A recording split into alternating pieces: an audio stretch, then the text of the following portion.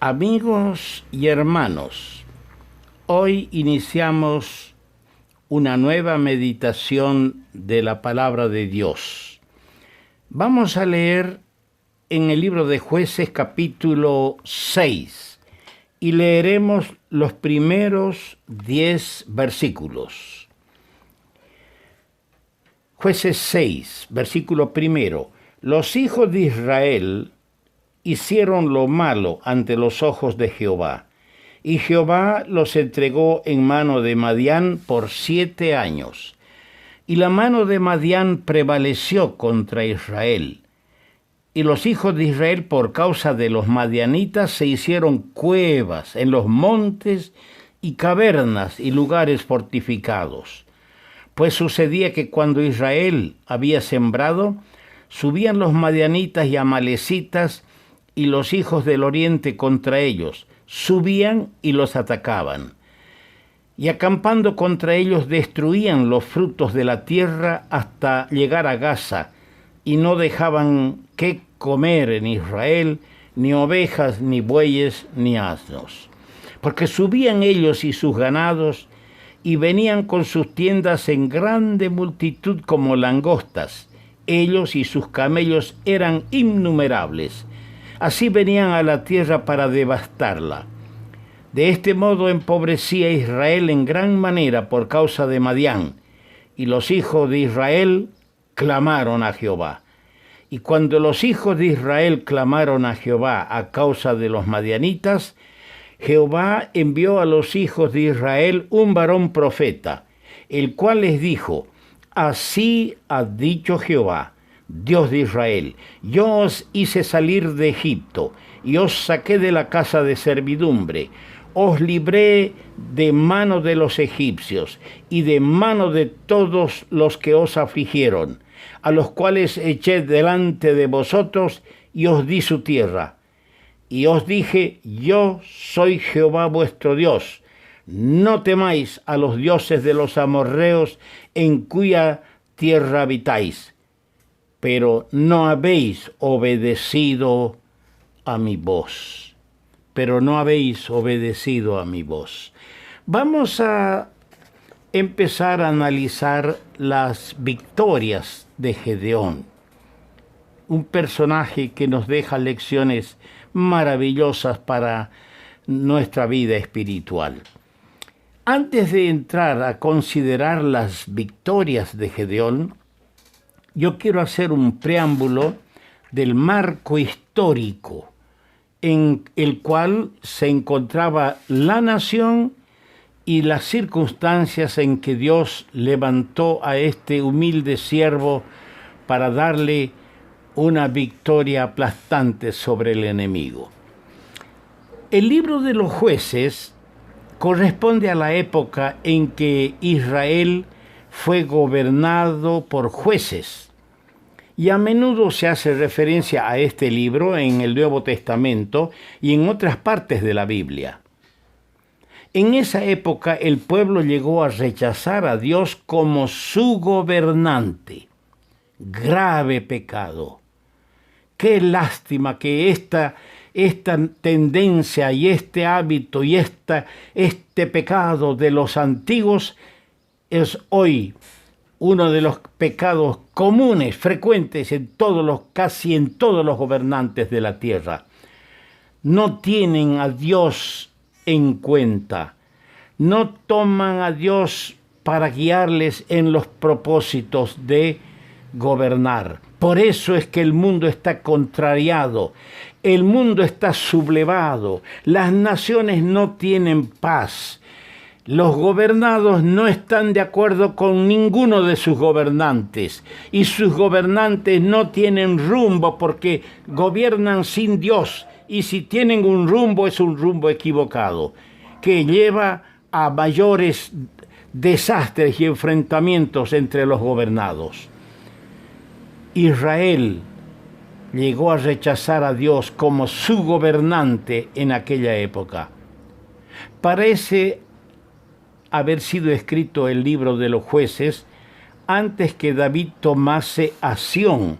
Eso es lo que se puede deducir por el capítulo 1 el versículo 21 de este libro, 1:21. Mas al Jebuseo que habitaba en Jerusalén, no lo arrojaron los hijos de Benjamín. Y el Jebuseo habitó con los hijos de Benjamín en Jerusalén hasta hoy.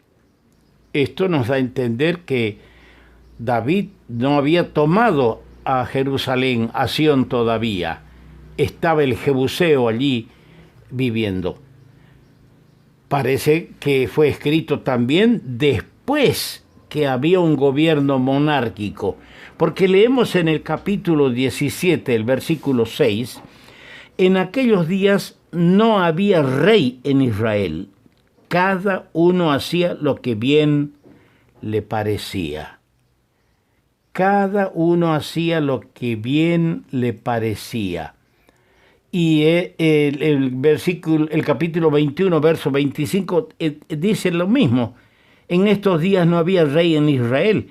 Cada uno hacía lo que bien le parecía. O sea que David todavía no había entrado a sacar al Jebuseo de Jerusalén. Y no había un gobierno monárquico, no había rey en Israel. Se ignora quién fue el escritor de este libro de los Jueces. La mayor parte de los críticos, comentaristas, lo atribuyen a Samuel, el profeta, que lo habría escrito el año 1403 antes de Cristo. La palabra jueces, porque fueron los jueces que gobernaron, y Gedeón llegó a constituirse en uno de los jueces. La palabra jueces del hebreo, shofetim, consultando el diccionario hebreo, el léxico hebreo, shofetim significa gobernar, juzgar.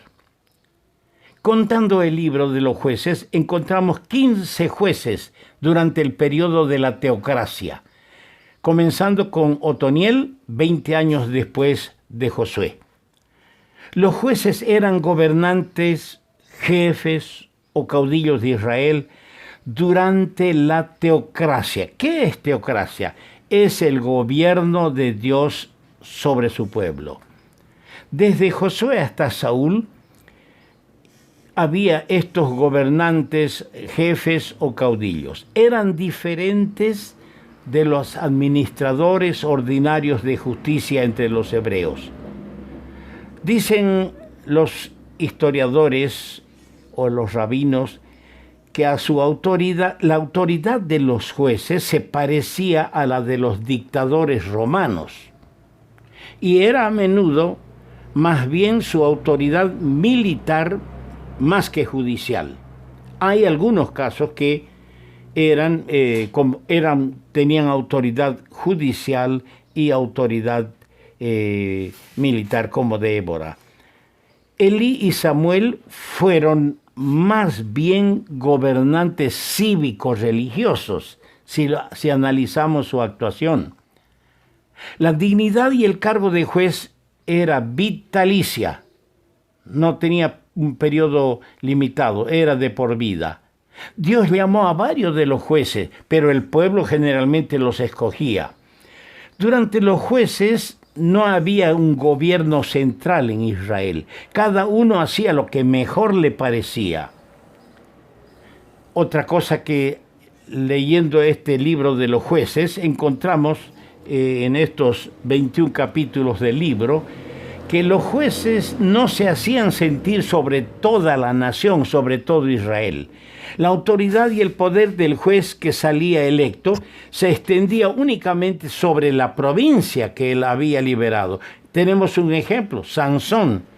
Sansón se hizo sentir solo en el sur del país. En el otro extremo no sintieron nada de la autoridad de Sansón. La autoridad de los jueces era inferior a la de los reyes. Desde Otoniel, el primer juez, hasta Saúl, el primer rey, transcurrieron 490 años. Eso inferimos por la lectura de Hechos capítulo 13, versículo 20. Curiosamente, el libro de los jueces comienza con los hijos de Israel consultando a Jehová. ¿Qué consultaron? Mire, el primer versículo del libro de los Jueces dice: aconteció después de la muerte de Josué que los hijos de Israel consultaron a Jehová diciendo: ¿quién de nosotros subirá primero a pelear contra los cananeos? ¡Qué buen principio! Consultaron al Señor Jehová para conocer su voluntad. Qué triste es la terminación del libro, con una triste afirmación de que cada uno, capítulo 21, versículo 25, cada uno hacía lo que bien le parecía.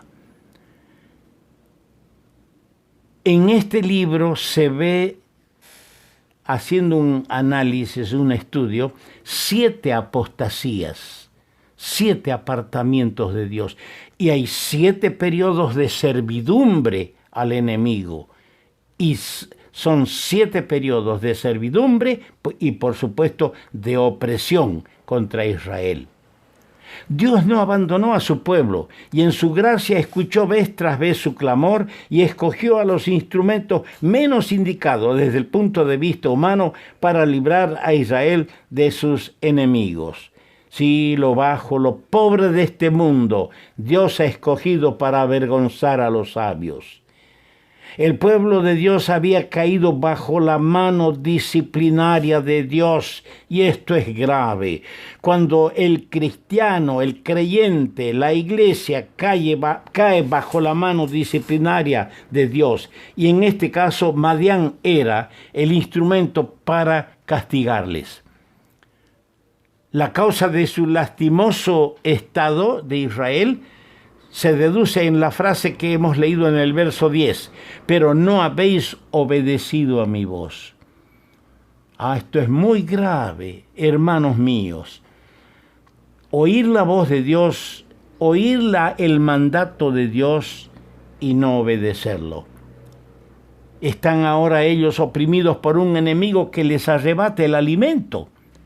Cuando estaban bajo la opresión de Javín, dice que no tenían armas. El capítulo 5, verso 8 dice: cuando escogían nuevos dioses. La guerra estaba a las puertas. ¿Se veía escudo o lanza entre 40,000 en Israel? No había.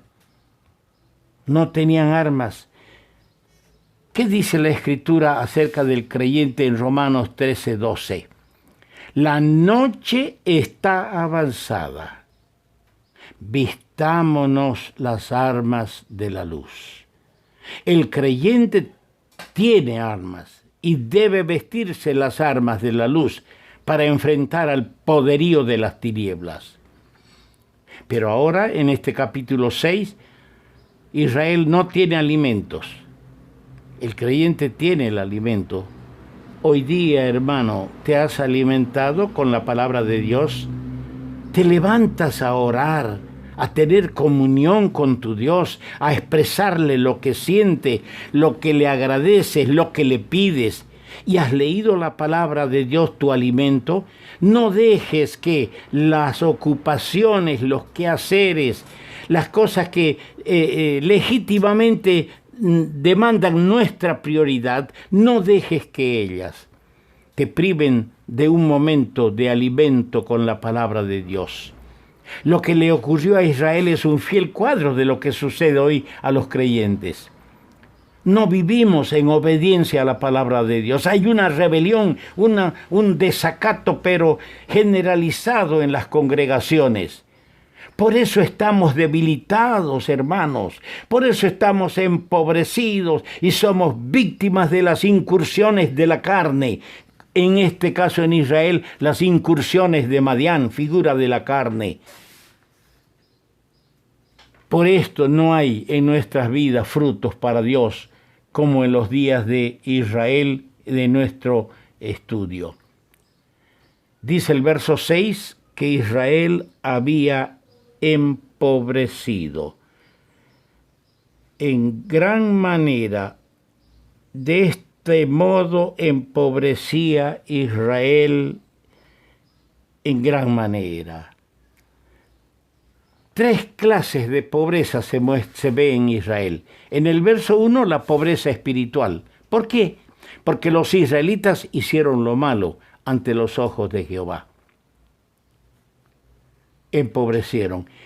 Hoy la iglesia cree, hace censos, hace estadísticas y se cree fuerte. Oh, nosotros tenemos el salón tope a tope. Nosotros tenemos el local lleno. Entra alguien, levante la mano si quiere ser salvo. Levanta la mano. Y no se le ha dicho que es un pecador, que ha pecado y que por culpa de él en el madero murió el Hijo de Dios. No se le ha dicho. Solo se le pide que levante la mano y ya se lo declara Hijo de Dios. Ya dice, está convertido.